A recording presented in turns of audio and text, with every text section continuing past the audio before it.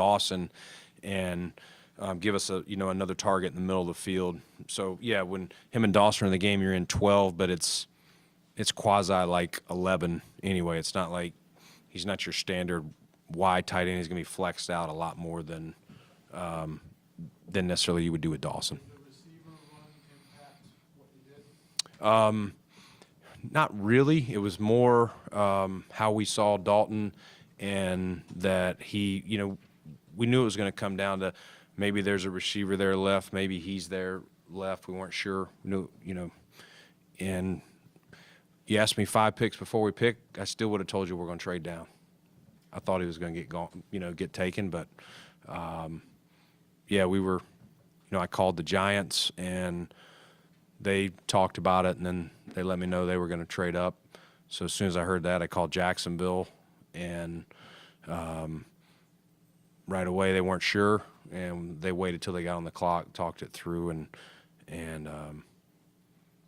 got it done. There's been a lot of mixed signals on the wide receiver class. Some people like some of the guys at the top. Some people haven't loved it. What was your kind of opinion on it now that you've come to yourself?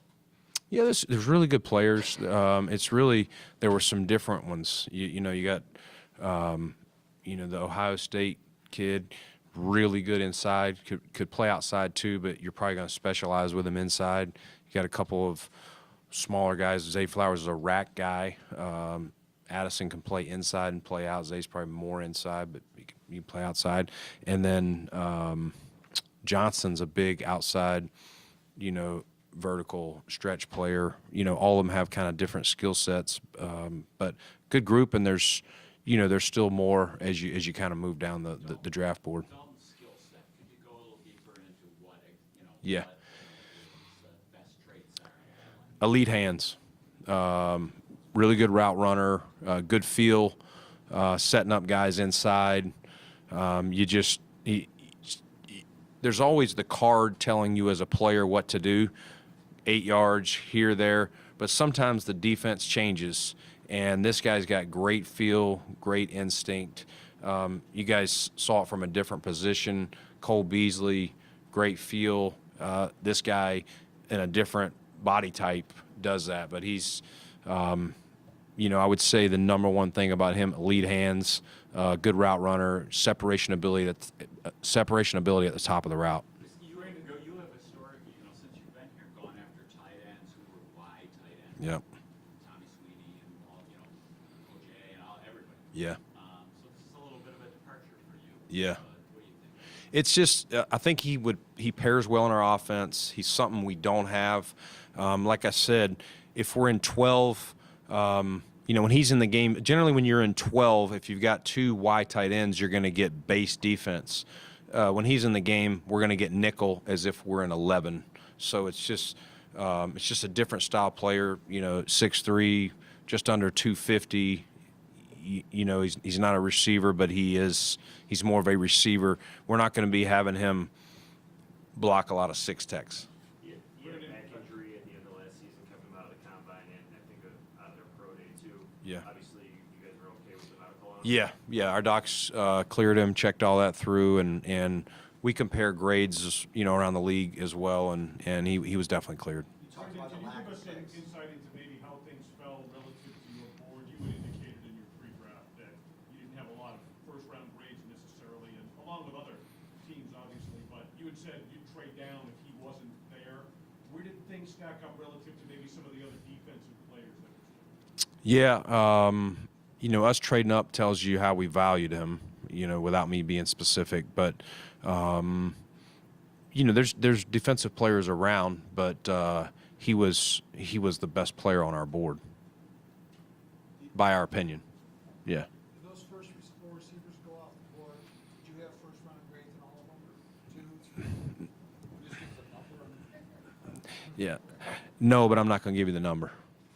I know that I did not have them all there, but at the same time, I'm not going to tell you how many. How hard was it to move up those 2 spots and how much you like Dalton from what you're saying? Yes. But giving up that pick, knowing how few you have. Yeah, hard for sure, but we were definitely picking a little bit of a gap down after him, and if I thought he would have got to us, I was going to be patient. But it was the one player that I felt strongly that the team in front of us had a lot of love for.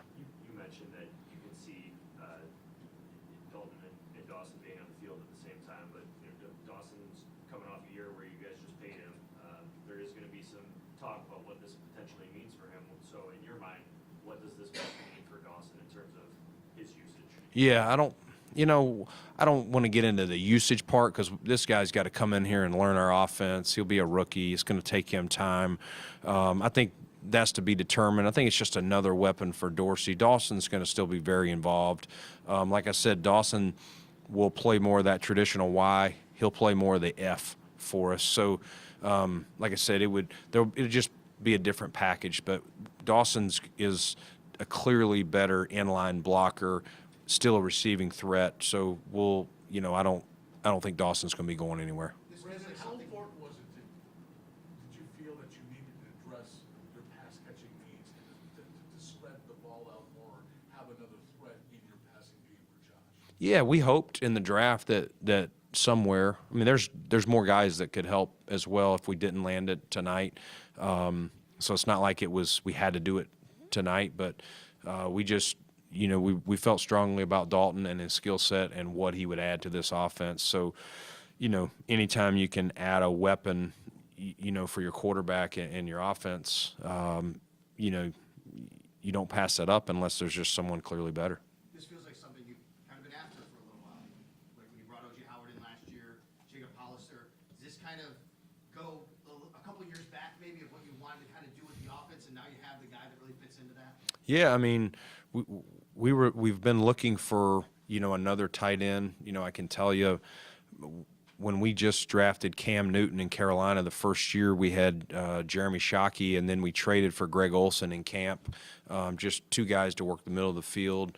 12 was one of our stronger personnels. We're a more 11 team, but again, this guy, I would say we're in kind of like 11 and a half when he's in the game. It's not two true Ys, as I mentioned earlier. So, again, a piece that can work the inside of the field for us, and we'll be excited to get him here. Really, like I said, really good hands. And do you see him like growing as a blocker in your strength and conditioning program with your coaches, and how all that might actually go through his career through the next few years? Yeah, we'll definitely work on that. Rob Boris is a great teacher, great technician. Rob's been here the whole time we've been here. Great instructor for these guys, and that will be one of the first things that he's not going to need to teach him how to catch the ball or run routes. That's probably the thing that we would say we want to see improvement on, but we're not going to major in that with him. It'd be more, do enough just to keep the defense honest. Did he, he had a great year this year. Did he elevate, or what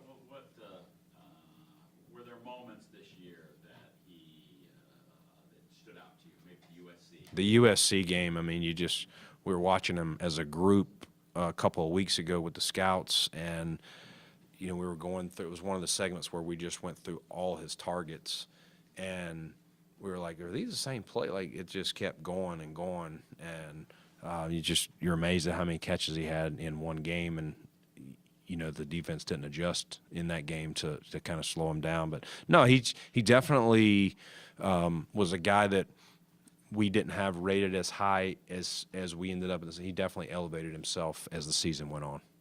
You mentioned that you didn't have a lot of first-round grades on players. Moving ahead, going to the second round, looking at that, where's the range there of guys that you have second-round grades on? Is it much bigger? Or It's more.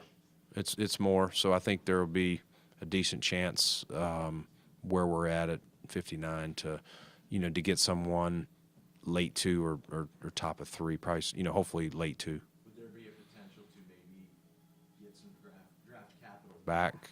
Yeah. I did that last year there. We moved back a couple times and got some 6. I know one of those we got Benford with. So yeah, we'll see what's on the board tomorrow and follow it. Excited we at least got 2 picks. Yeah, I mean, I didn't want to lose. I didn't want to have to give up a pick, but I would have been more disappointed with him that close to not be able to get him. Two more picks. Giving up that 4th-round pick, but let's go back to guys that you said that didn't have too much of a first-round grade. Did Jack Campbell have a first-round grade? I'm not gonna give you that. Yeah. All right, guys. Thank you. Yeah.